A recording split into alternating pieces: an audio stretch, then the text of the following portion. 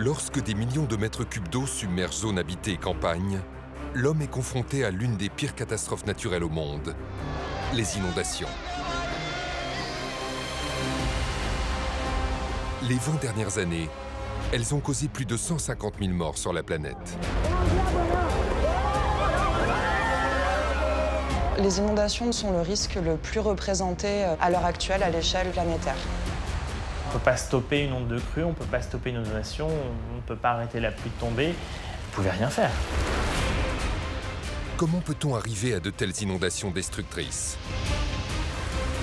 Les scientifiques étudient les phénomènes météorologiques capables de déclencher des crues d'une puissance inouïe et de surprendre la population en un éclair. On va vraiment avoir des vagues qui vont traverser tout le territoire et qui vont tout ravager sur leur passage. C'est des mini-tsunamis, si vous voulez, qui vont se dérouler sur l'ensemble du territoire. La principale menace, les cours d'eau. S'ils sortent de leur lit, les dégâts sont spectaculaires, surtout lorsqu'ils traversent les plus grandes villes du monde. C'est exactement ce qui s'est passé à Paris et sa banlieue en 2016. Face à l'ampleur de l'événement, les prévisionnistes sont dépassés. En fait, juin 2016, c'est une crue atypique. C'est un scénario hors cadre. On n'avait pas du tout vu venir cette hauteur d'eau à cette période de l'année. Plus catastrophique qu'à Paris, c'est en Asie que les inondations sont les plus dévastatrices.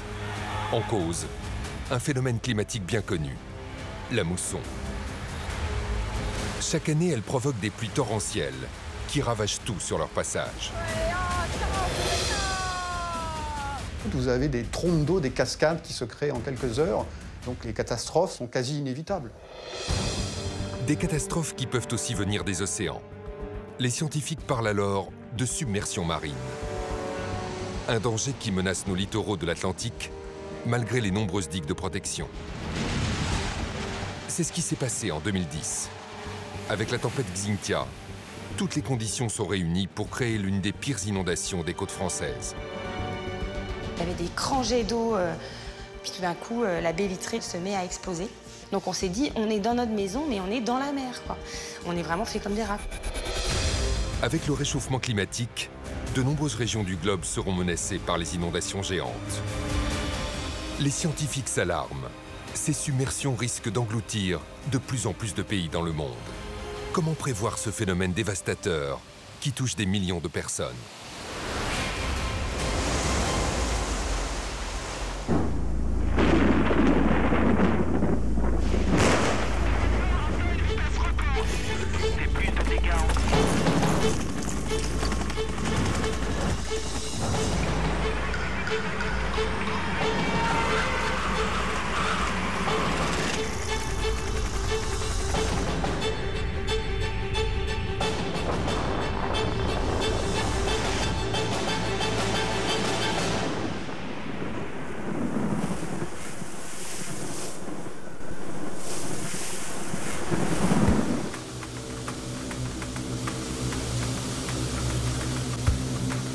Si l'eau est une ressource naturelle essentielle pour l'homme, elle peut aussi devenir un élément destructeur.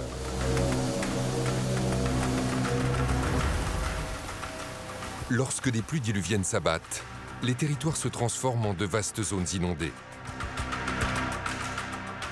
Chaque année, ces images spectaculaires font le tour du monde. Elles nous rappellent à quel point l'homme reste impuissant face à cette force de la nature. Une catastrophe naturelle qui n'épargne presque personne sur la planète. Aujourd'hui, le risque inondation, c'est le premier rang des catastrophes naturelles dans le monde. Et on le voit de plus en plus, puisqu'on a des territoires qui sont de plus en plus vulnérables.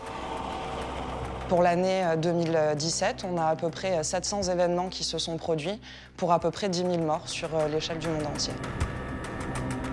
Des inondations meurtrières souvent causées par le développement effréné des grandes villes. Aujourd'hui, plus de la moitié de la population mondiale s'est installée en milieu urbain. Et pour gagner de la place, l'homme se met à construire de plus en plus sur les terrains inondables.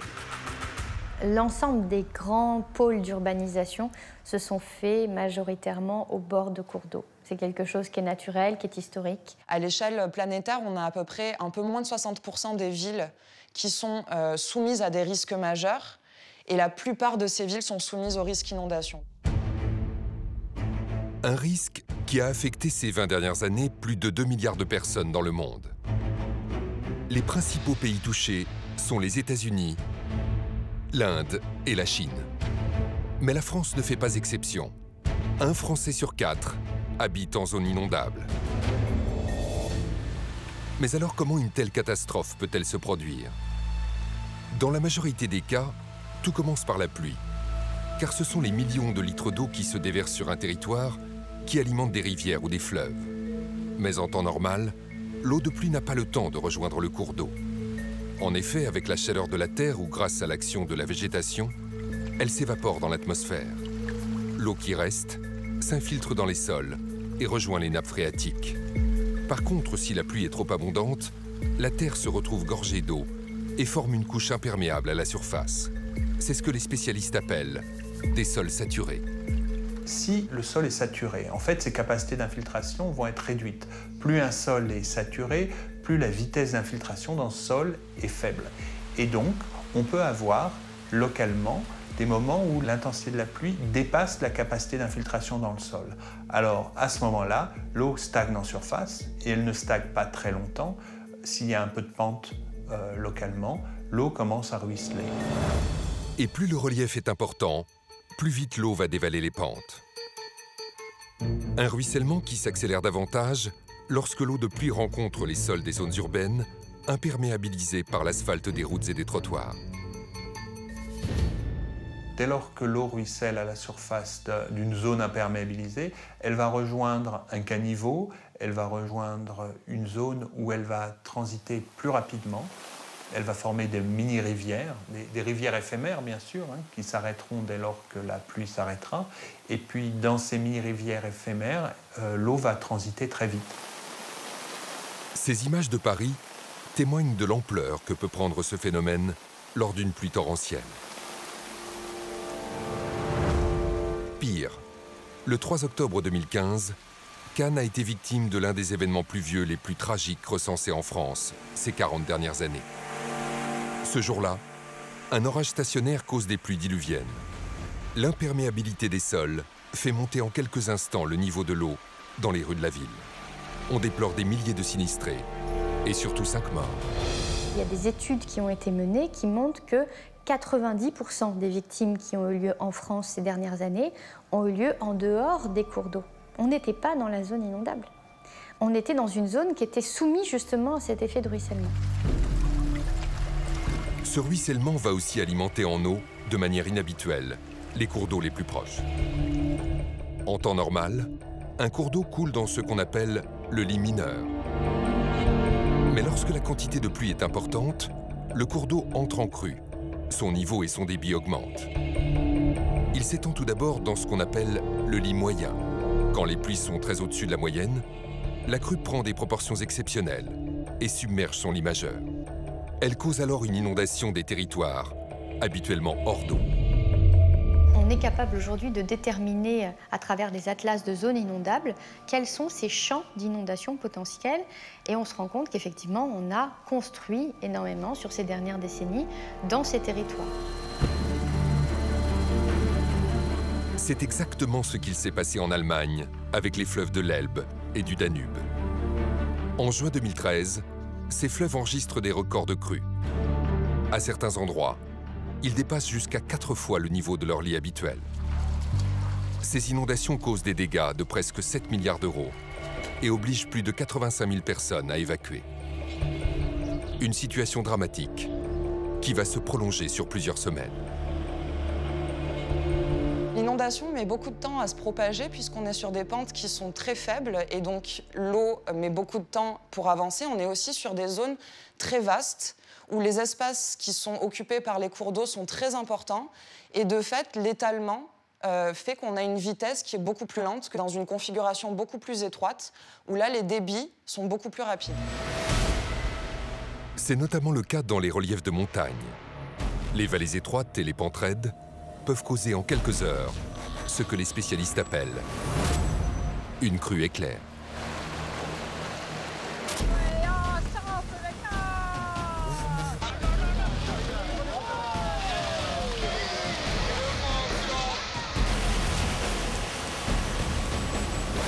En fait, une crue éclair signifie vraiment d'une intensité extrêmement forte en un laps de temps très rapide. D'ailleurs, quand on regarde l'hydrogramme de crue, c'est-à-dire le graphique qui permet de montrer la montée des eaux en un espace de temps donné, on va avoir quasiment un pic. C'est-à-dire que vraiment, on a une montée immédiate et une décrue tout aussi rapide. À l'origine de ce phénomène extrême, les orages. Leurs nuages, chargés en humidité, provoquent de fortes précipitations sur des territoires très localisés. Les niveaux des cours d'eau montent rapidement. Ils peuvent atteindre en seulement quelques heures plusieurs mètres. Les conséquences, c'est d'avoir des dommages très importants et notamment par l'arrachement de ce qui va se situer sur les berges, comme la végétation par exemple, qui lorsqu'elle va rencontrer un point de resserrement plus étroit, dans des gorges par exemple, ou bien lorsqu'elle va avoir à franchir un obstacle tel qu'un pont, elle peut se coincer dans ces points étroits ou sous les arches du pont et former ce qu'on appelle des embâcles. Alors les embâcles sont des barrages naturels qui ne sont bien sûr pas faits pour résister et ils peuvent bien entendu céder et de fait on va avoir un phénomène de vague qui va se propager, une onde de crue qui va se propager très rapidement. On va vraiment avoir des vagues qui vont traverser tout le territoire et qui vont tout ravager sur leur passage. C'est des mini-tsunamis, si vous voulez, qui vont se dérouler sur l'ensemble du territoire. Ces barrages ont accumulé une importante masse d'eau qui va alors dévaler les pentes et augmenter de manière soudaine son débit. Autrement dit, la puissance de l'eau devient incontrôlable et peut avoir des conséquences dramatiques pour les hommes. Une personne qui n'est pas très en forme, si elle tombe dans 15 cm d'eau, allant au-delà d'un mètre seconde, eh bien, elle peut ne pas arriver à se relever. On a une réelle force d'arrachement de l'eau et une réelle puissance. Il faut savoir, par exemple, que lorsque vous avez de l'eau sur la chaussée, il suffit de 30 cm d'eau pour emporter une voiture. Un tiers des gens qui meurent lors d'une crue exceptionnelle, en fait, sont morts noyés, emportés par leur véhicule. Là où ils se sentaient en sécurité, en fait, ils ont été mis en danger, tout simplement parce que le véhicule s'est mis à flotter. Dans le monde, les inondations ont causé ces 20 dernières années plus de 150 000 décès. Si sur cette période, on a enregistré plus de 3000 événements qui ont submergé toute la planète, les victimes sont presque toutes concentrées sur un seul continent. Au total, 95% des victimes, en fin de compte, sont sur le continent asiatique. Tout simplement parce qu'on a des inondations qui sont récurrentes annuellement et donc qui sont liées à un phénomène climatique qui est très bien connu, qui est la mousson, et qui va générer les inondations les plus catastrophiques au niveau mondial. La mousson provoque les inondations les plus catastrophiques au monde. La raison en est simple. Ce phénomène climatique est l'un des plus puissants de la planète. C'est à la base un flux de masse d'air, autrement dit, des vents nés de la différence de température entre le continent et la mer. Entre le mois de juin et de septembre, le Soleil a tendance à réchauffer plus rapidement la Terre que les océans. Cet air chaud qui se dégage des sols s'élève et aspire ainsi les vents moins chauds, mais gorgés d'humidité venue de l'océan. Dans le cas de l'océan Indien, le réchauffement de la surface de l'eau va avoir un effet majeur sur le début de la mousson au mois de juin. Un phénomène météorologique bien connu des climatologues. Plus la température est élevée et l'océan Indien est très chaud, plus les vents de mousson sont gorgés de vapeur d'eau, d'humidité. Et ces vents humides se dirigent vers le continent et arrivent sur la côte ouest de l'Inde. Pour transformer cette humidité en pluie diluvienne, ces vents de mousson doivent encore s'élever dans l'atmosphère. Et c'est souvent un obstacle comme une montagne qui va provoquer cette élévation. Donc ces flux de mousson chargés d'humidité abordent frontalement ces chaînes de relief. Donc l'air est obligé de monter. Quand il monte, il se refroidit. L'eau se condense. Vous avez formation encore plus de nuages et précipitations. Des nuages gorgés d'eau qui vont causer des inondations spectaculaires sur l'une des mégalopoles indiennes les plus peuplées, Bombay, et ses 18 millions d'habitants. Située sur la côte ouest de l'Inde, elle se trouve justement en aval d'une chaîne de montagnes. Les Ghats occidentaux avec à peine 1200 mètres d'altitude, suffisent comme relief pour former ces fameux nuages de mousson. Et déjà, avec ce relief de faible altitude, les pluies deviennent démesurées. Le 26 juillet 2005, il est tombé 1 mètre de pluie en 24 heures. Donc beaucoup plus que la quantité annuelle n'importe où en France. En 24 heures. Lorsque les spécialistes parlent d'1 mètre de pluie, il faut comprendre la quantité d'eau qui tombe sur seulement 1 mètre carré, soit ici l'équivalent de 5 baignoires. Le phénomène est dévastateur, car ces nuages de pluie s'étalent sur des dizaines de kilomètres carrés. C'est extrêmement impressionnant. C'est comme si vous imaginiez que vous circuliez sur une autoroute et de part et d'autre de l'autoroute, vous avez des trompes d'eau, des cascades qui se créent en quelques heures et des quantités d'eau qui dévalent les pentes, des reliefs, des tonnes d'eau en fait qui tombent. Au contact des montagnes, la condensation de l'air va aussi libérer une énergie. On parle de chaleur latente. Cet air plus chaud provoque ce que les scientifiques appellent une boucle de rétroaction positive. Les nuages vont s'auto-alimenter en humidité. C'est la raison pour laquelle les pluies de mousson peuvent durer pendant plusieurs mois. Ce qu'il faut comprendre, c'est qu'en fait, entre juin et septembre, il tombe 80% de la pluviométrie annuelle. Alors cette pluie, elle est nécessaire bien sûr pour l'agriculture du riz ou encore du coton, mais le problème c'est que lorsque cette mousson est trop active, ça a un effet inverse. Et là, pour le coup, on assiste à des drames humains très importants. Car cette énorme quantité d'eau qui dévale les pentes des montagnes se répand à une vitesse spectaculaire, des kilomètres à la ronde, pour envahir les zones habitées. L'un des facteurs aggravants des inondations est l'urbanisation galopante, car les sols y sont devenus imperméables. Dans les villes, l'eau monte rapidement et devient un piège mortel pour les habitants. Tout ce qu'on avait a été submergé par les eaux. S'il vous plaît, aidez-nous. Le continent asiatique est particulièrement vulnérable. Pourquoi? Parce qu'il s'est développé de manière galopante durant ces 30, 50 dernières années. Et donc cette urbanisation qui a été vraiment effrénée n'a pas intégré cette question du risque, pourtant récurrente et annuelle. Et le problème, c'est que dès qu'on n'intègre pas dans les questions d'urbanisme et d'aménagement du territoire ce risque, finalement on va accroître ce phénomène. Il y a beaucoup de bidonvilles, de gens qui vivent dans des maisons de tôle. Et bien évidemment, si vous avez des lames d'eau d'1 mètre ou de 2 mètres, vous pouvez imaginer ce qui se passe dans ce type d'habitat. Donc les catastrophes sont quasi inévitables.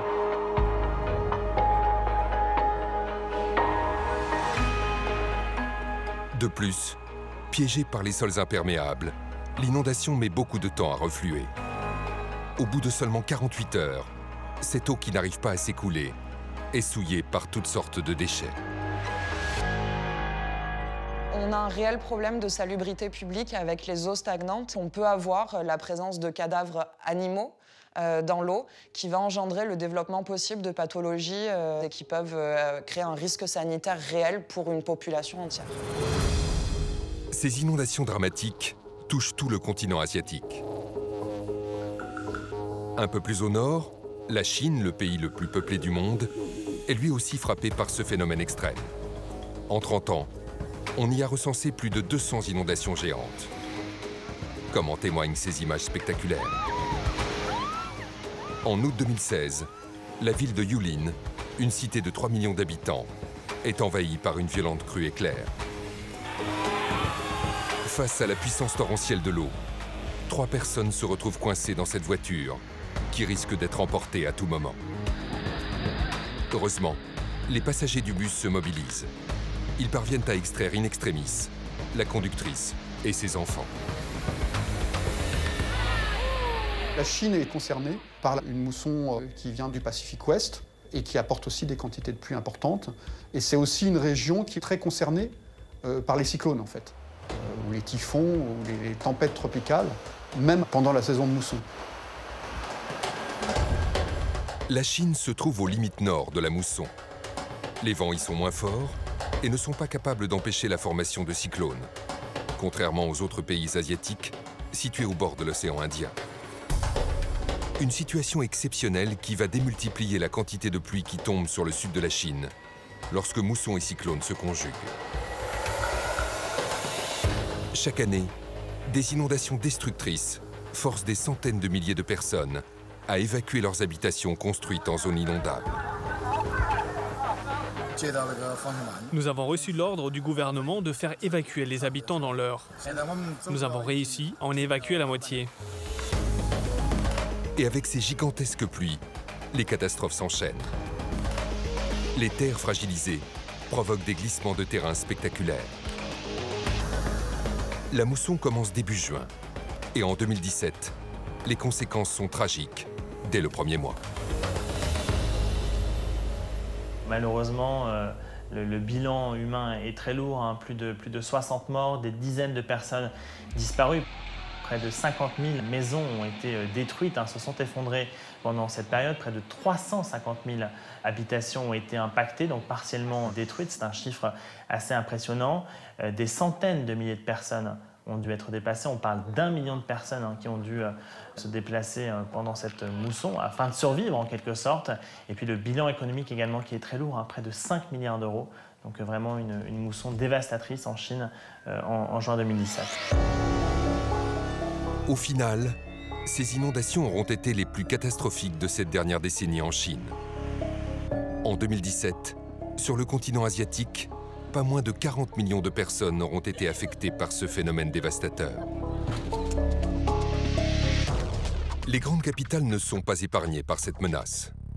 Au Japon, les scientifiques ont trouvé la solution pour y faire face. Tokyo est régulièrement victime d'inondations géantes provoquées par les pluies diluviennes. Un problème majeur pour cette grande mégalopole de 37 millions d'habitants, construite en zones inondables. Je pense qu'il est important de rappeler que Tokyo est la ville la plus vulnérable au risque inondation au monde. Pour s'en protéger, la capitale nippone a vu les choses en grand.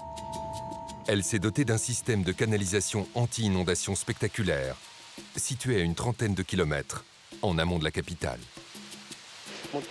Nous sommes sous une des zones inondables de la ville. Avec l'urbanisation, de nombreux bâtiments et de routes y ont été construits. Mais aujourd'hui, les inondations causent des dégâts de plus en plus importants. Ce réservoir est là pour résoudre ce problème. Baptisée Projet Gekan, cette cathédrale de béton est un des plus grands collecteurs anti-inondation au monde. Installé à 50 mètres de profondeur, il capte et détourne l'équivalent de 100 piscines olympiques à la fois. Depuis 2006, ces canaux souterrains ont permis de canaliser les crues de la grande mégalopole et d'éviter ainsi une centaine d'inondations qui auraient fait de nombreuses victimes dans cette zone très peuplée.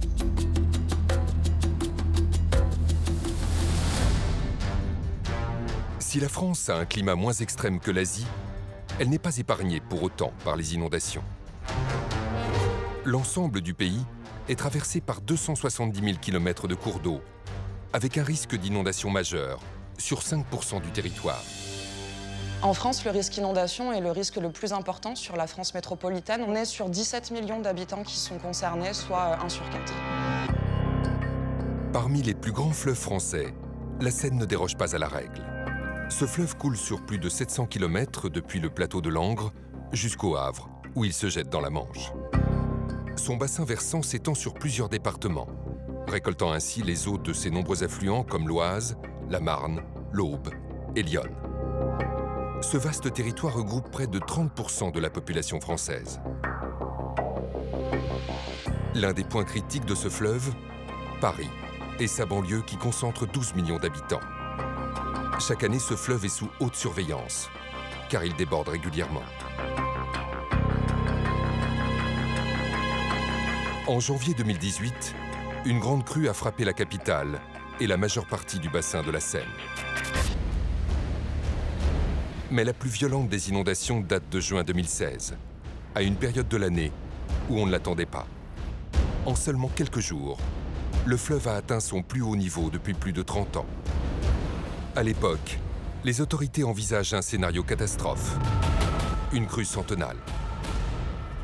La crue centenale, c'est une crue qui a une chance sur 100 de se produire chaque année. Ce n'est pas une crue qui revient tous les 100 ans, mais bien une probabilité statistique d'une chance sur 100 chaque année. Une crue centennale particulièrement redoutée, car elle menace directement les 2 millions d'habitants de la capitale. C'est ce qui s'est passé en 1910. À l'époque, la Seine atteint un niveau record de 8,62 m, soit plus de 6 mètres au-dessus de son niveau habituel. Pendant plusieurs semaines, elle a affecté plusieurs quartiers et inondé plus de 20 000 immeubles. Les dommages sont colossaux. Cet événement a profondément marqué la ville, qui cherche depuis à se protéger à tout prix contre une nouvelle crue exceptionnelle. Pour protéger Paris suite à la crue de 1910, on a entrepris des travaux de construction de grands barrages. Et ces 4 grands barrages sont situés sur chacun des grands affluents de la Seine. Ces grands barrages alimentent des lacs réservoirs. Pendant l'hiver, ils emmagasinent une partie de l'eau déversée par les pluies. C'est ce qu'on appelle l'écrêtement des crues. En été, ces lacs jouent un autre rôle bénéfique pour la Seine. Lorsque le niveau du fleuve est en étiage, autrement dit au plus bas, l'eau stockée permet de le réalimenter. Le bassin de la Seine est à la fois extrêmement plat et extrêmement poreux. Il a fallu trouver des cuvettes imperméables à proximité des cours d'eau. Et via un système de canal qui prélève de l'eau sur le cours d'eau naturel, on envoie cette eau dans la cuvette imperméable, et ce qui permet de limiter, on va dire, les niveaux d'eau sur les agglomérations qui sont situées depuis le 1er mètre en aval de ces ouvrages jusqu'à la région parisienne et même au-delà. Le défi est de taille. Pour réduire la montée des eaux dans Paris de 80 cm à peine, il faut remplir les 4 lacs réservoirs qui ont pourtant une capacité de stockage de près de 800 millions de mètres cubes. 800 millions de mètres cubes d'eau, ça peut paraître colossal, et pour autant, en quelques semaines de pluie, ça peut quasiment se saturer et se remplir complètement. Mais que se passe-t-il lorsque les dernières crues arrivent très tard dans la saison? C'est ce qui est arrivé en mai 2016. À cette époque, les lacs réservoirs sont remplis pour faire face au bas niveau de l'été. Mais l'Île-de-France va être touchée par des pluies hors normes. On est quasiment aux portes de l'été météorologique. Pour les ingénieurs de Météo France, l'été météorologique débute le 1er juin. Donc lorsque vous avez déjà un mois de mai qui affiche 3 fois plus de pluie qu'en temps normal, vous vous dites, bon, maintenant, ça y est, ça va se calmer, on arrive au mois de juin, c'est le début de l'été, la saison sèche. En fait, les sols qui commencent en général à s'assécher au mois de mai, parce que la végétation a bien reprise, sont restés extrêmement humides et ils ont été, à la fin du mois de mai, complètement saturés. En temps normal, l'eau s'évapore grâce à la végétation ou s'infiltre dans les sols pour rejoindre les nappes phréatiques. Mais lorsque les sols sont saturés, l'eau commence à ruisseler vers les cours d'eau. Fin mai 2016, la météo s'aggrave brutalement. En quelques jours, des pluies torrentielles s'abattent sur la France, avec des cumuls exceptionnels. Sur cette carte des cumuls des précipitations, lorsqu'on a du bleu, c'est qu'on a eu des cumuls de précipitations en général supérieurs à 150 mm pour les 5 jours. La région Île-de-France et le bassin versant de la Seine ont été parmi les plus arrosés à ce moment-là. On a mesuré des précipitations représentant entre un quart et un tiers des précipitations annuelles. Sur plusieurs villes, sur Paris, sur Troyes, sur Orléans, on observe des précipitations qui dépassent localement les 140 à 180 mm. Donc tous les records sont explosés pour ce mois de mai 2016. Des précipitations placées sous étroite surveillance. Afin d'anticiper d'éventuelles crues, partout en France, près de 22 000 km de cours d'eau sont analysés 24 heures sur 24 par les prévisionnistes de Vigicru. Vigicru, c'est un système qui nous permet de connaître en temps réel l'évolution des cours d'eau. On a un système d'appareillage qui nous permet d'avoir des niveaux de vigilance vert, jaune, orange, rouge en fonction de la montée des cours d'eau. Et ces éléments sont des éléments de prévision. Une surveillance effectuée sur de nombreux affluents de la Seine, car la moindre montée des eaux peut provoquer une catastrophe majeure qui toucherait 20 millions de personnes. En mai 2016, l'attention se porte tout à coup sur le Loing, une rivière sans histoire en temps normal. Le Loing, il apporte moins de 10% du débit de la Seine à Paris. Il fait 4000 km² de bassin versant et il a un débit moyen de l'ordre de 20 m3 par seconde. Le débit moyen de la Seine à Paris, c'est 300 m3 par seconde. Donc c'est un affluent de rive gauche, un gentil affluent tout à fait mineur. Un affluent mineur qui pourtant subit à partir du 28 mai 2016 des précipitations inhabituelles. Vigicru enregistre alors une réaction immédiate du cours d'eau sur cet hydrogramme. Ce graphique affiche l'évolution du niveau d'une rivière. On voit ici le Loing qui a des hauteurs tout à fait habituelles, en gros quelques dizaines de centimètres. Et soudain, on voit la courbe grimper, atteindre des hauteurs tout à fait exceptionnelles, à 3,50 m. Des hauteurs qui justifient la mise en vigilance rouge du Loing à cette époque de l'année. La vigilance rouge prévoit un risque de crue majeure, autrement dit des inondations très importantes qui menacent directement la sécurité de la population. Quand j'ai regardé l'hydrogramme de crue au niveau du bassin du Loing le 31 mai, j'ai commencé à voir sa réaction et à comprendre qu'effectivement, là, on n'était pas dans un cas traditionnel, on était hors cadre. Ces 130 mm de pluie ont apporté un demi-milliard de mètres cubes d'eau. Un demi-milliard, c'est beaucoup d'eau. Un demi-milliard, c'est l'équivalent de 200 000 piscines olympiques. Il coule dans le Loing 10 fois plus d'eau que d'habitude. Une quantité extraordinaire qui fait déborder la rivière dans son lit majeur. Très vite, les premières villes sont inondées. Un phénomène d'une telle ampleur que les spécialistes ont du mal à retrouver un précédent dans l'histoire. On est, dans le cas du Loing, en présence d'une crue absolument extraordinaire.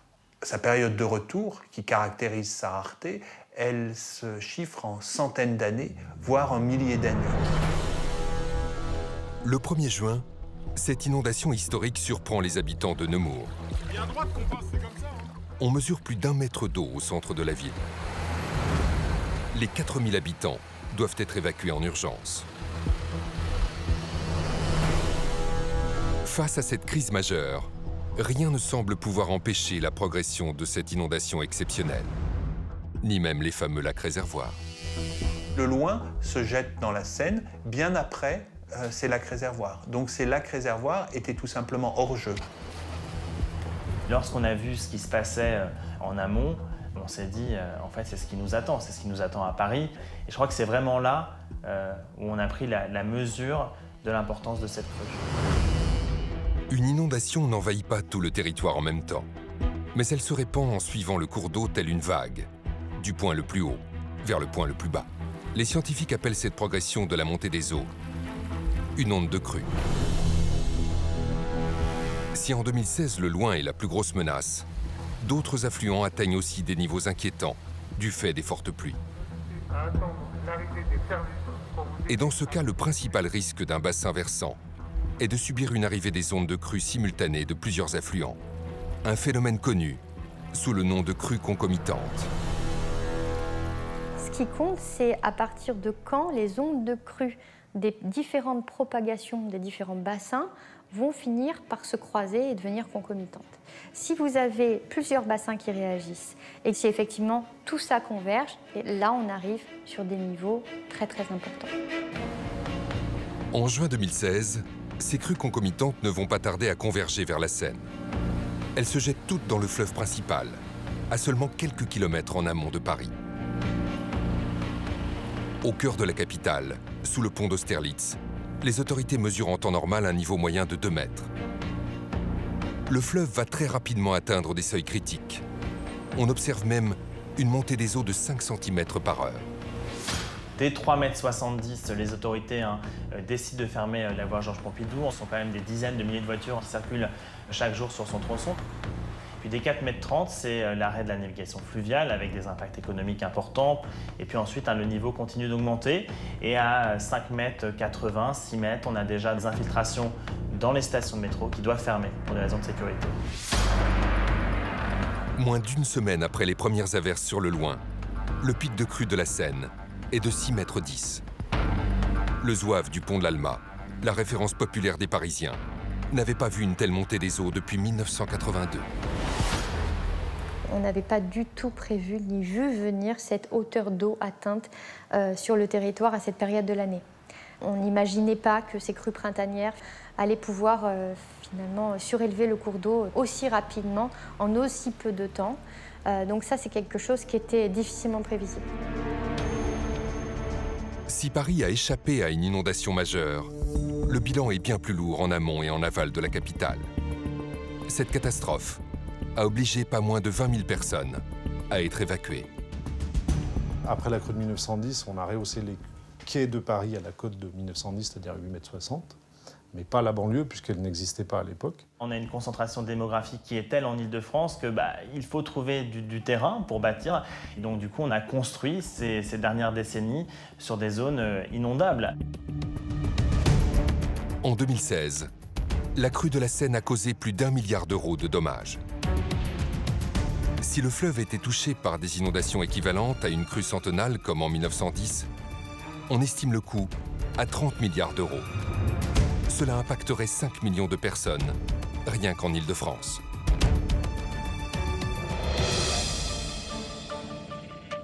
Les zones proches des cours d'eau ne sont pas les seules à être touchées par les inondations géantes.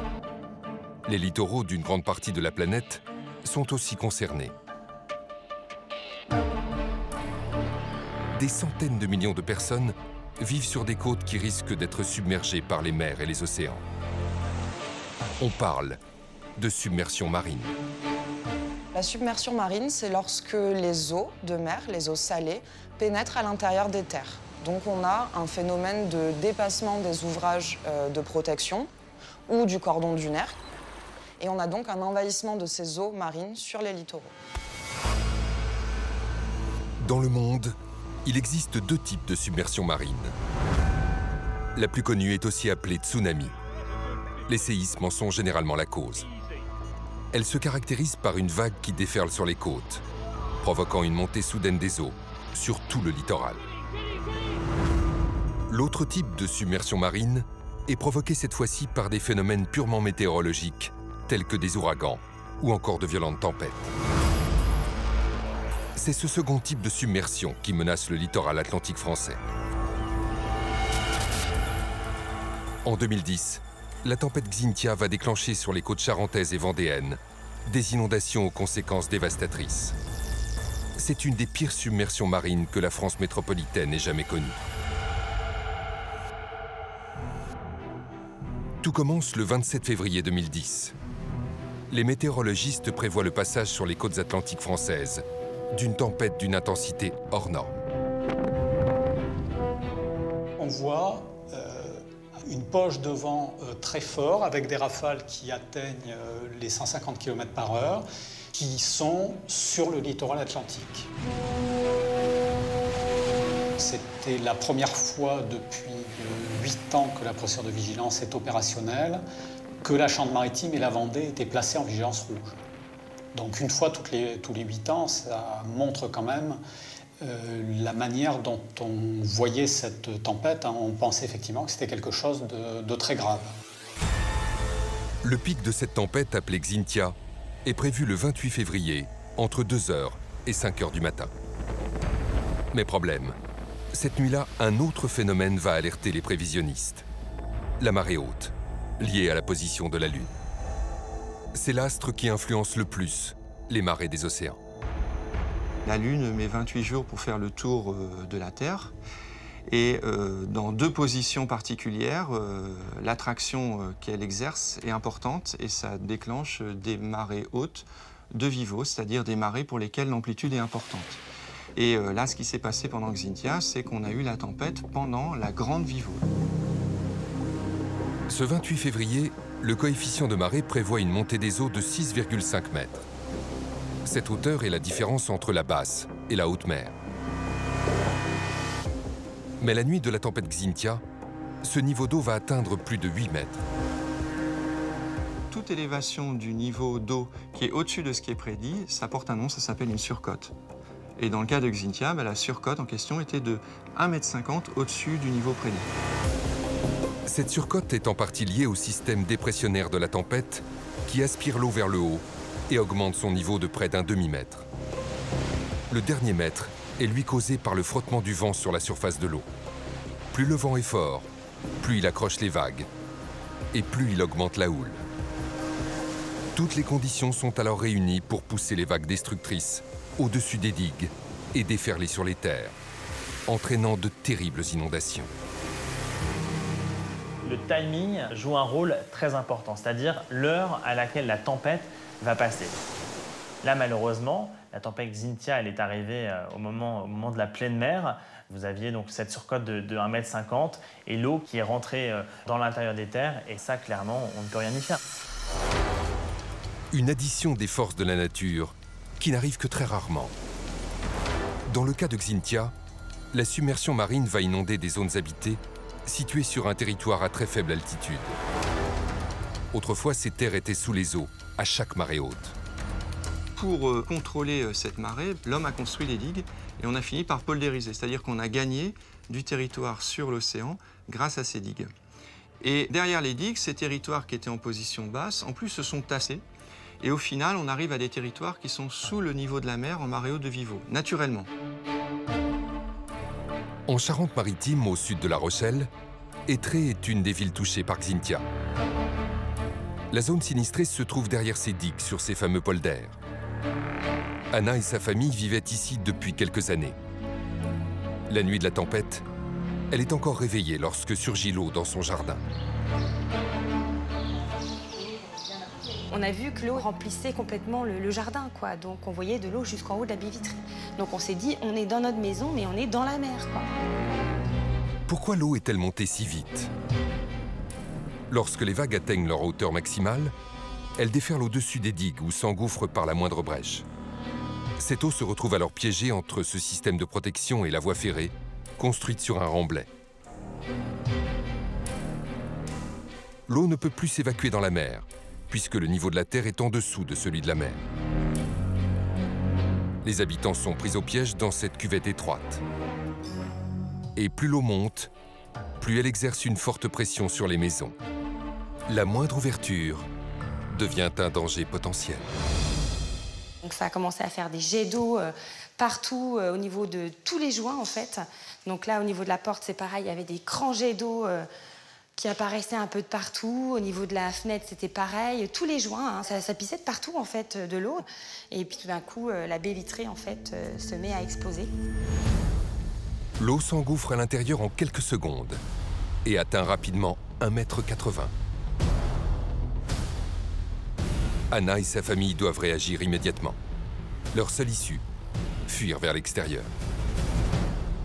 Il faut sortir de la maison parce qu'on ne sait pas jusqu'où l'eau va rentrer, vu qu'on est dans une maison de plein pied, que tout est fermé. On est vraiment fait comme des rats. Pas d'étage, prêt au piège.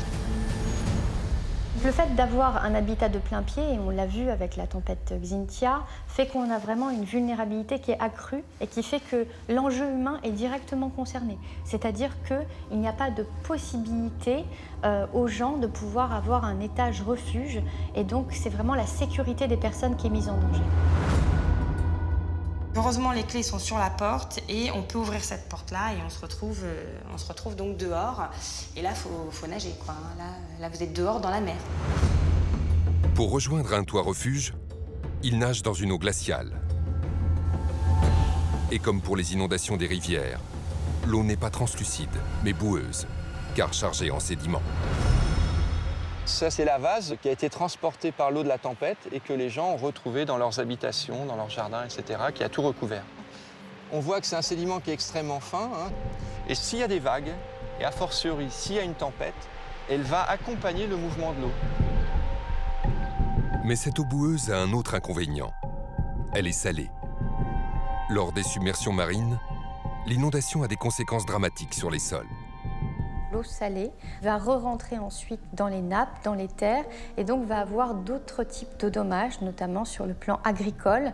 On a donc un impact sur la végétation qui va être bien plus important que sur des eaux non marines, non salées.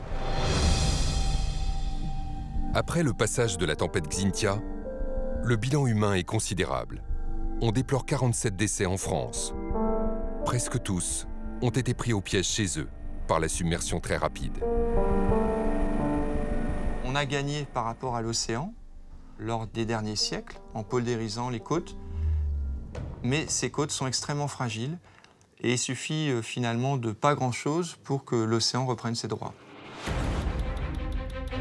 Des inondations venues des océans qui menacent d'autant plus les côtes du monde entier, sous l'influence du réchauffement climatique. Depuis un siècle, les scientifiques ont enregistré une augmentation moyenne de la température d'1 degré. Une valeur qui semble minime, mais qui pourtant a des conséquences directes sur les inondations. Depuis le début de l'ère industrielle, le niveau des océans a monté de 20 cm. D'accord ? Donc typiquement pour les zones côtières, submersibles, cette montée de 20 cm va évidemment jouer un rôle très important sur les inondations. Cette montée des eaux n'est pas prête de s'arrêter. Les scénarios les plus pessimistes annoncent une augmentation de la température de 6 degrés à la fin du siècle. Si le climat se réchauffe fortement, cette augmentation pourra atteindre 60, 70, 80 cm. On nous annonce même peut-être 1 mètre d'ici la fin du siècle. On aura des inondations qui seront plus importantes, avec des hauteurs d'eau plus importantes, donc des dommages plus importants. Et puis cela va contribuer à l'inondation de secteurs qui jusqu'à présent n'étaient pas inondables. Des inondations qui menacent les côtes de nombreux pays dans le monde. En Asie, le Bangladesh est aujourd'hui devenu le pays le plus exposé aux conséquences du réchauffement climatique. Les inondations qui ravagent chaque année ce petit territoire annoncent un phénomène d'une plus grande échelle qui pourrait frapper de nombreuses zones, un peu partout sur la planète. Le Bangladesh est un territoire très particulier d'un point de vue géographique puisque les 2/3 de son territoire sont situés sous le niveau de 5 mètres, ce qui le rend particulièrement vulnérable aux submersions marines et notamment à la hausse du niveau de la mer. On compte au Bangladesh environ 170 millions d'habitants sur un territoire qui représente à peu près un quart de la superficie de la France métropolitaine. Donc il faut imaginer, on a une densité de population de plus de 1200 habitants au kilomètre carré. C'est comme si vous mettiez sur le territoire américain la totalité de la population mondiale et vous n'auriez pas encore la densité actuelle de population au Bangladesh. Une population qui doit composer avec l'eau, car elle vit dans le plus grand delta du monde. Le Bangladesh est en effet traversé par 3 grands fleuves majeurs, le Gange, le Brahmapoutre et le Meghna. Mais ce n'est pas tout. Le pays compte aussi plus de 230 cours d'eau qui recouvrent en tout près d'1 dixième du territoire. Le Bangladesh, à cause de ce réseau hydrographique parmi les plus dynamiques et les plus denses au monde, connaît chaque année des inondations qui peuvent recouvrir 25 à 40% de la superficie totale du territoire. Ça, c'est dans une année normale, mais le Bangladesh, dans les pires années, a connu des inondations qui pouvaient recouvrir jusqu'à 60 ou 70% du territoire. Des inondations qui s'étendront davantage avec le réchauffement climatique. Car l'augmentation de la température provoque aussi des épisodes pluvieux de plus en plus intenses. Les climatologues expliquent ce phénomène par l'évapotranspiration. L'atmosphère, vis-à-vis de la vapeur d'eau, c'est un peu une éponge. Elle a la capacité d'absorber de la vapeur d'eau, mais jusqu'à une certaine limite.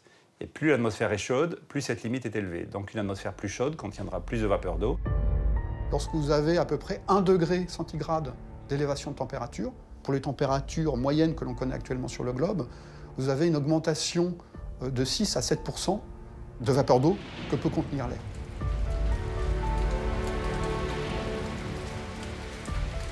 En fin de compte, le fait d'augmenter l'humidité va générer des millions et des millions de mètres cubes d'eau de précipitations qui, à un moment donné, arriveront dans une zone ou dans une autre. Toutes les eaux qui tombent sur les contreforts de l'Himalaya, in fine, va alimenter les torrents, les bassins qui vont se jeter dans ces grands fleuves et vont arriver dans le delta du Gange.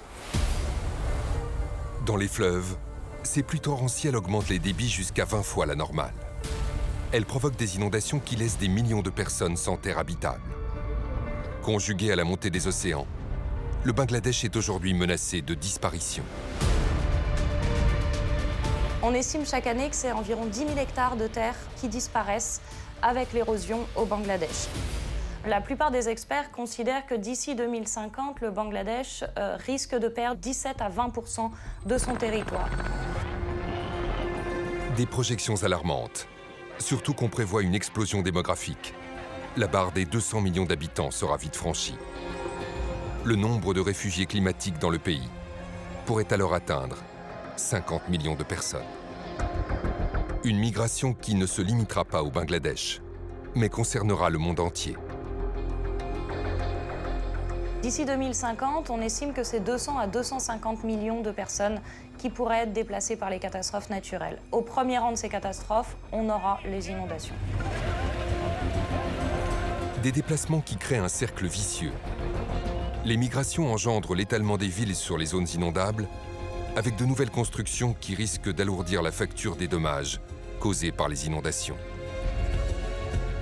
Rien qu'en Europe, on estime qu'entre aujourd'hui et 2100, ces coûts annuels passeraient de 7 à 100 milliards d'euros. Il devient urgent en fait, de modifier nos consciences et de faire en sorte de comprendre que l'adaptation aujourd'hui, c'est la seule solution. Se protéger face aux inondations devient nécessaire, car si selon les scientifiques, le climat est déjà écrit jusqu'en 2050, l'homme peut encore changer la donne pour 2100. Un dernier espoir pour éviter des inondations géantes, une des forces de la nature les plus dévastatrices de la planète.